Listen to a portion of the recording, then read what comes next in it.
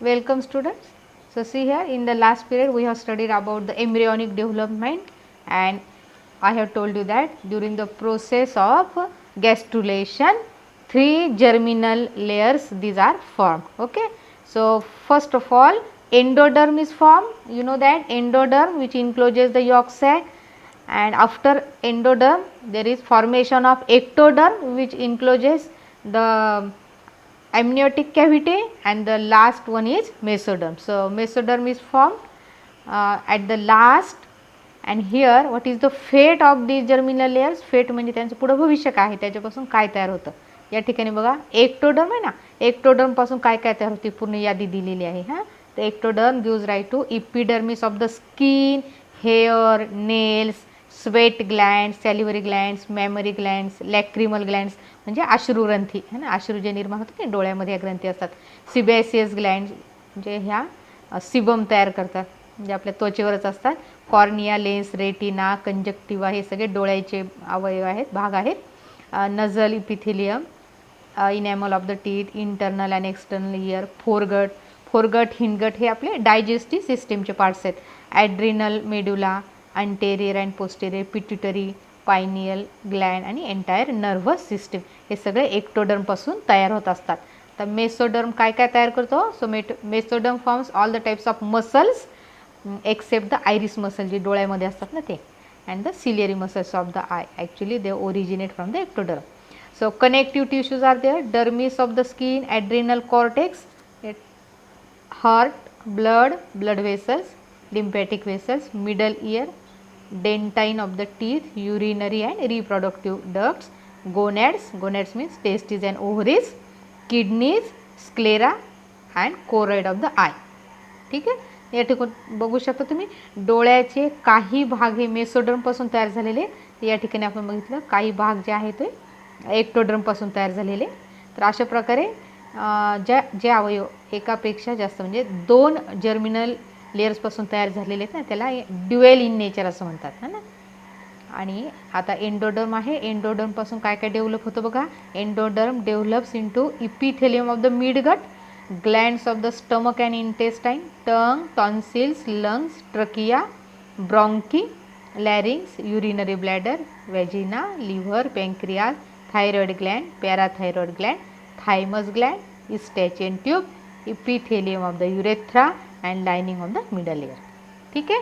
तर अशा प्रकारे हा जो पार्ट आहे, हा टेबल तुमच्या पुस्तकात दिलेला आहे की कोणत्या जर्मिनल इपिथेलियमपासून आपल्या शरीराचा कोणता भाग तयार होतो. ओके.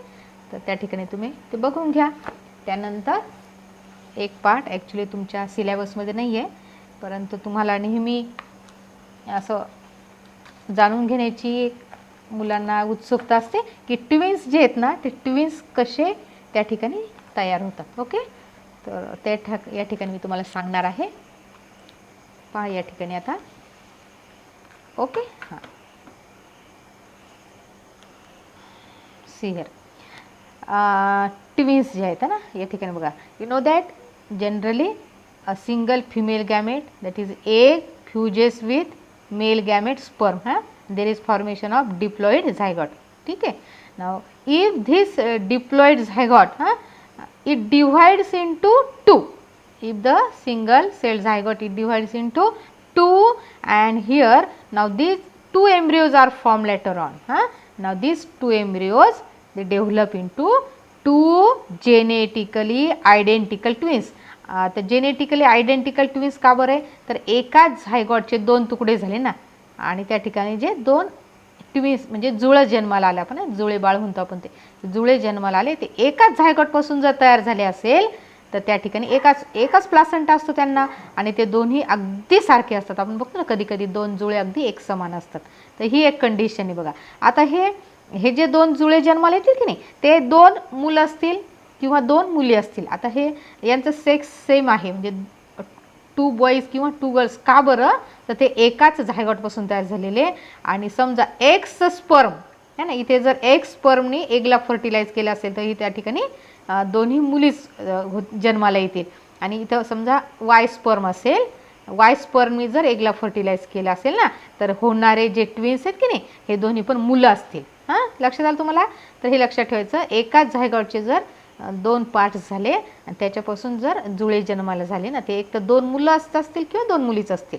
दुसरी एक कंडिशन आहे बघा, समजा ओव्ह्युलेशनच्या वेळेस आम्ही ॲक्च्युअली तुम्हाला सांगितलं नॅचरली काय असतं, एक तर लेफ्ट ओव्हरीतून ओव्ह्युलेशन होतं, त्याच्या पुढच्या महिन्यामध्ये समजा राईट ओव्हरीमधून होतं.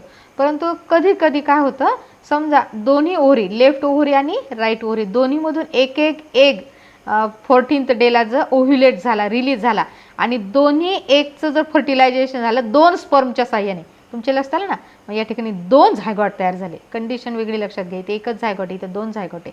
2 झायगॉट तयार झाले, तर दोन्ही झायगॉट आहे ना, आता सेपरेटली ते काय होतात, जन्म घेतात. त्यांना प्लासेंटा पण दोघांचा वेगळा असतो. आणि अशा वेळेस जे ट्विन्स जुळे जन्माला येतात की नाही, तर दे मे बी 2 बॉईज और 2 गर्ल्स और 1 बॉय अँड 1 गर्ल. आता पहा इथे या ठिकाणी समजा हा एक्स स्पर्म असेल तर इकडं मुलगी होऊ शकते, आणि हा जर वाय स्पर्म असेल तर मुलगा होऊ शकतो.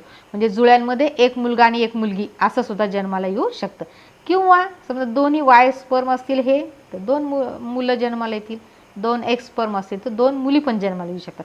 इथं कंडिशन वेगळी आहे, पण इथं मात्र दोन्ही अपत्य जे आहे ते एक तर मुलंच असतील किंवा मुलगी असेल. समजलं? ते ॲक्च्युअली तुमच्या पुस्तकात नाही आहे, जस्ट माहिती म्हणून मी तुम्हाला या ठिकाणी सांगितले आहे. ठीक आहे. Now we have to study about the pregnancy और the gestation. Okay, now see here, what is pregnancy?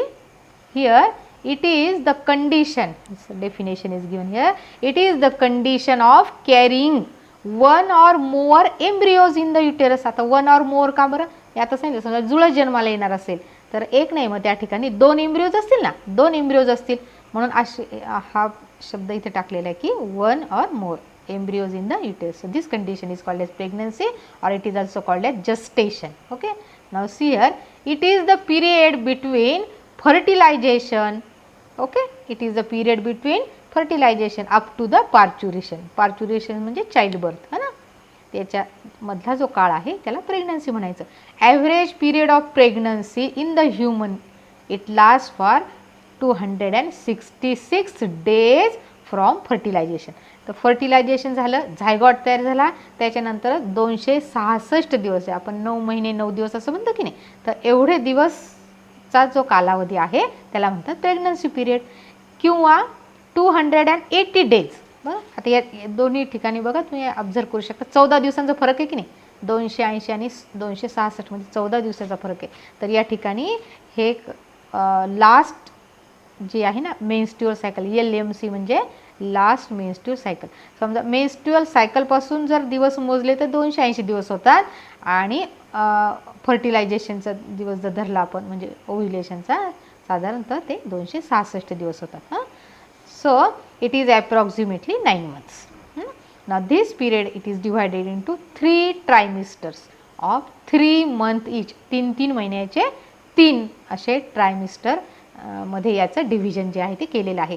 तर फर्स्ट ट्रायमिस्टर जे पहिले 3 महिने असतात की नाही त्या कालावधीला म्हणतात first trimester. So here from fertilisation to 12th week, साधारण एका महिन्यामध्ये 4 आठवडे, 4 त्रिक 12, साधारणतः 12 आठवड्याचा असा हा कालावधी आहे.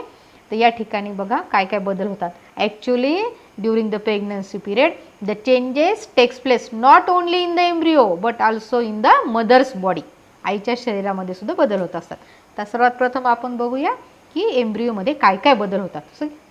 First one is here, embryo receives nutrients. पोषक घटक तो एम्ब्रिओ प्राप्त करतो in the first 2 to 4 weeks directly from the endometrium, that is the inner layer of the uterus. युटेरसमधून काल मी तुम्हाला ना युटेराइन मिल्क वगैरे जे आहे ज्याच्यामध्ये ग्लायकोजन रिच असा घटक आहे त्याला म्हटलेले nutrients. So embryo receive the nutrients from the endometrium.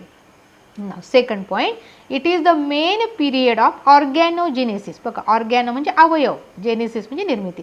तर याच काळामध्ये म्हणजे फर्स्ट ट्रायमिस्टरमध्ये अवयव तयार होत असतात ना, अवयवांची निर्मिती होत असते. अँड डेव्हलपमेंट, त्यांची अवयव तर तयार होतातच, त्यांची डेव्हलपमेंट होते, विकास होतो, no doubt of the body organs. Now here embryo is now called as foetus. म्हणजे फर्स्ट ट्रायमिस्टरमध्ये जेव्हा ऑर्गॅनोजिनेसिस सुरुवात होते तेव्हा आता त्याला काय म्हटलेले फिटस, आता त्याला एम्ब्रियो नाही म्हणायचं. Okay, so this fetus now about 3 centimetre long, 3 centimetre एवढ्या लांबीचा तो त्या ठिकाणी तयार होतो. Arms, hands, fingers, feet and toes these are form. हे सगळे अवयव तयार होतात. Fetus can open and close the mouth and fist.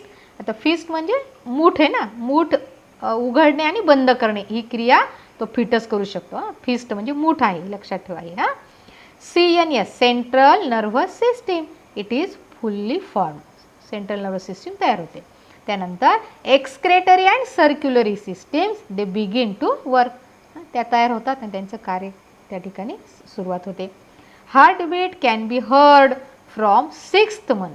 साधारणतः 6 आठवड्याचा जेव्हा फिटस होतं की नाही, 6 आठवडे म्हणजे साधारणतः 1.5 महिना, बरोबर की नाही. तर त्या ठिकाणी त्याचे हार्टबीटसुद्धा आपल्याला ऐकायला येतात.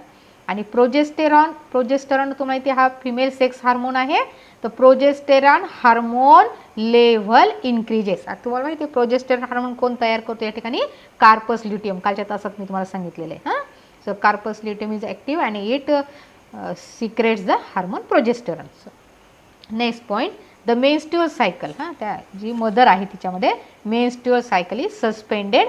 तर त्या ठिकाणी ती सस्पेंड केली जाते, म्हणजे टेम्पररीली सस्पेंड केली जाते. कधीपर्यंत, till the end of pregnancy. प्रेग्नन्सीचा जो कालावधी आहे 9 महिन्याचा, त्या काळात त्या स्त्रीमध्ये मेन्स्ट्रुअल सायकल घडणार नाही किंवा आढळणार नाही. Okay, now the next one, at the end of this first trimester the foetus is about, आता त्याची बघा थोडी लांबी वाढलेली आहे, 7 to 10 सेंटीमीटर लॉंग. इथे वरती बघितलं ऑर्गॅनोजेनेसिस सुरू होतं तेव्हा तो 3 सेंटीमीटर आहे.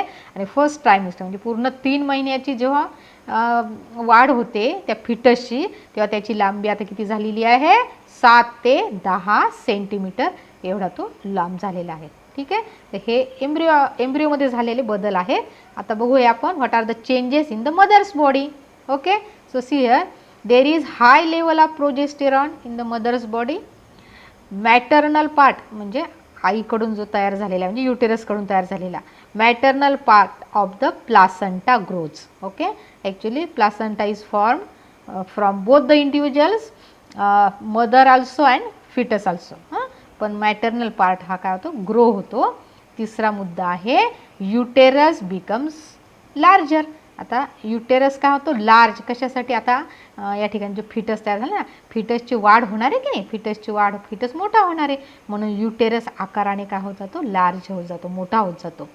आणि पुढचा मुद्दा आहे, या पहिल्या 3 महिन्यामध्ये जी आई आहे, मदर आहे, ते मदर एक्सपिरियन्सेस मॉर्निंग सिकनेस. तर मॉर्निंग सिकनेस दिसायला लागतो. मॉर्निंग सिकनेस म्हणजे काय आहे, नॉझिया. नॉझिया म्हणजे मळमळ होणे, है ना, त्या स्त्रीला मळमळ होणार. व्हॉमिटिंग म्हणजे उलट्या होणे.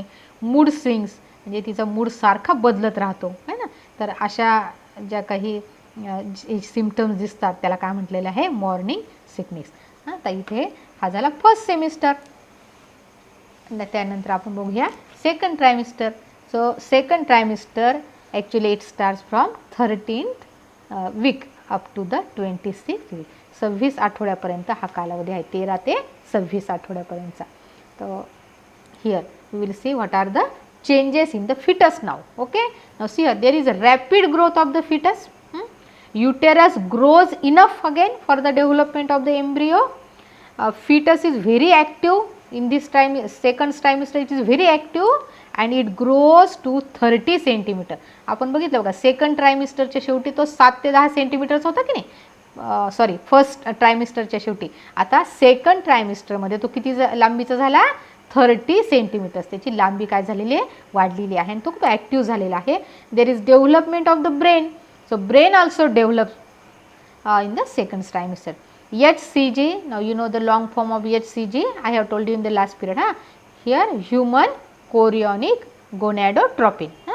So this hormone its level declines.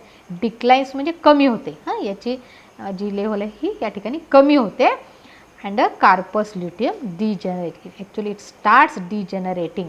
Corpus luteum हळूहळू काय होतो, degenerate किंवा deteriorate व्हायला तो सुरुवात होतो.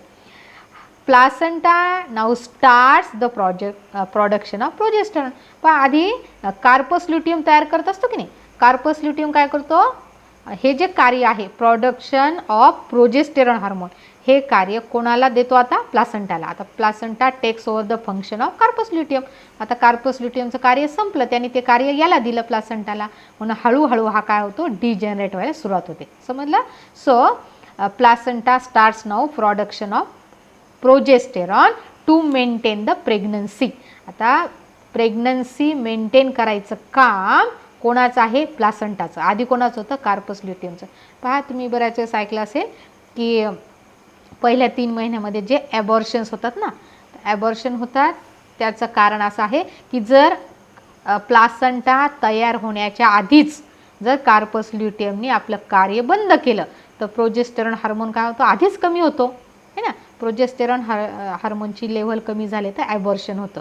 ठीक आहे, समजलं. अशा प्रकारे त्याला कारणीभूत ठरतो. म्हणून कार्पस ल्युटियम हा ॲक्टिव्ह राहायला पाहिजे कधीपर्यंत, जोपर्यंत प्लासेंटा पूर्णपणे तयार होईल आणि प्लासेंटा कशाची निर्मिती करेल, प्रोजेस्टेरॉनची. मगच कार्पस ल्युटियम काय झाला पाहिजे, डिजेनरेट झाला पाहिजे. समजलं. हेच the progesterone is actually also called as pregnancy maintaining hormone है ना. प्रोजेस्टेरॉनला काय म्हटलं जातं, प्रेग्नन्सी मेंटेनिंग हार्मोन. ठीक आहे. नाउ नेक्स्ट पॉईंट, अल्ट्रासाउंड किंवा ज्याला आपण सोनोग्राफी म्हणतो. हां, so this sonography it is at the 18 to 20 weeks, म्हणजे साधारणतः 5व्या महिन्यामध्ये अल्ट्रासोनोग्राफी केली जाते. ते सोनोग्राफी आपल्याला काय दाखवते या ठिकाणी, the ultrasound or sonography shows babies growth है ना, त्या एम्ब्रिओची किंवा फिटसची आता वाढ कशी झालेली आहे आणि त्याची पोझिशन काय आहे. हां, so it shows the baby's growth and baby's position in the uterus of the mother. Okay, and from this due date of the delivery can be establish. आता त्या बाळाची त्याची वाढ कशी आहे, त्याची पोझिशन कशी आहे, त्याच्यावरून साधारणतः डॉक्टर डिलिव्हरीची डेट जी आहे ती सांगत असते की साधारण या तारखेला डिलिव्हरी होऊ शकते है ना. Now next one is babies movements can be easily failed by the mother. आता जो बेबी आहे पूर्ण तयार झालेला आहे, मी आता सांगितलं की तो ॲक्टिव्ह आहे आणि तो बेबी युटेरसमध्ये फिरत असतो है ना, तर त्या सगळ्या हालचाली आईला स्पष्टपणे जाणवतात, फील करू शकते ते. लक्षात आलं तुम्हाला. म्हणून हा मुद्दा आलेला आहे की babies movement can be easily failed by the mother. आईला त्या बाळाच्या हालचाली जाणवू शकतात. ठीक आहे. नाव द हेड, त्या बाळाचं जे डोकं आहे ते हेड हॅज हेअर, केस असतात त्याला, आयब्रोज आहेत, आयब्रोज पापणे आपण म्हणतो त्याला, आयलॅशेस आयब्रोज आयलॅशेस म्हणजे पापणे आहेत, आयब्रोजला काय म्हणतो आपण, भुवया. हां, तर भुवई पण आलेली आहे, डोक्यावर केस आहेत, आयलॅशेस त्या ठिकाणी पापणे आहेत.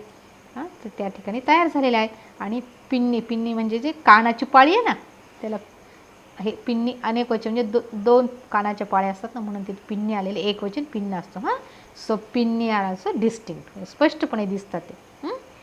So here we complete the second trimester. Now third or final trimester. त्या ठिकाणी here this trimester it is from 27th week till the birth of the baby किंवा till the parturition. ठीक आहे. तर साधारणतः 37 to 38 वीक्सचा हा कालावधी जो आहे त्या ठिकाणी असतो. So fetus grows to about 3 to 4 kg. पहा आता बाळाची जी फिटसची जी वाढ होते की नाही ती साधारणतः बघा 3 ते 4 किलो एवढं वजन त्याचं या ट्रायमिस्टरमध्ये होत असतं. हां, आणि लांबी बघा आता किती झाली, 50 सेंटीमीटर्स. आपण बघितलं सेकंड ट्रायमिस्टरमध्ये 30 होती सेंटीमीटर, आता त्याची लांबी किती झालेली आहे, 50 सेंटीमीटर्स. हां, आईज आर ओपन. पहा थर्ड ट्रायमिस्टरमध्ये शेवटचे जे 3 महिन्याचा कालावधी त्याच्यामध्ये बाळाचे डोळे उघडे असतात. हां, eyes are open. Fetus grows, आणखीन वाढ होते. युटेरस एक्सपांड्स, हां, युटेरसचं एक्सपान्शन होत असतं around the foetus. Mother's abdominal organs, abdomen म्हणजे पोट किंवा उदर. आता आईच्या उदरातील इतर जे ऑर्गन्स आहेत की नाही, समजा युरिनरी ब्लॅडर आहे किंवा आणखी डायजेस्टिव्ह सिस्टीमचे पार्ट्स आहेत, ते सगळे आता युटेरस मोठा झाल्यामुळे ते सगळे ऑर्गन्स काय होतात, कॉम्प्रेस. कॉम्प्रेस ना, कॉम्प्रेस म्हणजे थोडेसे कमी जागेमध्ये असे दाबले जातात. ठीक आहे. आणि डिस्प्लेस थोडीशी त्यांची जागा बदलते युटेरस मोठं झाल्यामुळे. याचा परिणाम कशात होतो? It leads to frequent urination. Frequent urination जे सारखं त्या ठिकाणी जे युरिन आहे ते युरिनेशन क्रियेद्वारे शरीराच्या बाहेर टाकण्याची त्या ठिकाणी गरज निर्माण होते. त्याला म्हणते फ्रिक्वेंट युरिनेशन. आणि strain in the back muscle म्हणजे पाठीचे जे स्नायू आहेत ना त्याच्यामध्ये थोडंसं स्ट्रेन्स ताणतणाव ज्याला म्हणतो की नाही तसं निर्माण होतं. म्हणजे पाठ दुखण्याची थोडक्यात समजते त्या स्त्रीला त्या ठिकाणी होऊ शकते. And at the end the fetus becomes fully develop. शेवटी काय होतं? फिटस हा पूर्ण डेव्हलप होतो. आणि now this fetus is ready for parturition. आता हा फिटस पूर्ण वाढ झालेली आहे आणि त्याच्या बर्थसाठी ना पार्च्युरेशन जे बर्थ आहे बर्थसाठी तो पूर्णपणे रेडी झालेला आहे. Okay. So students in the next period will see about the placenta.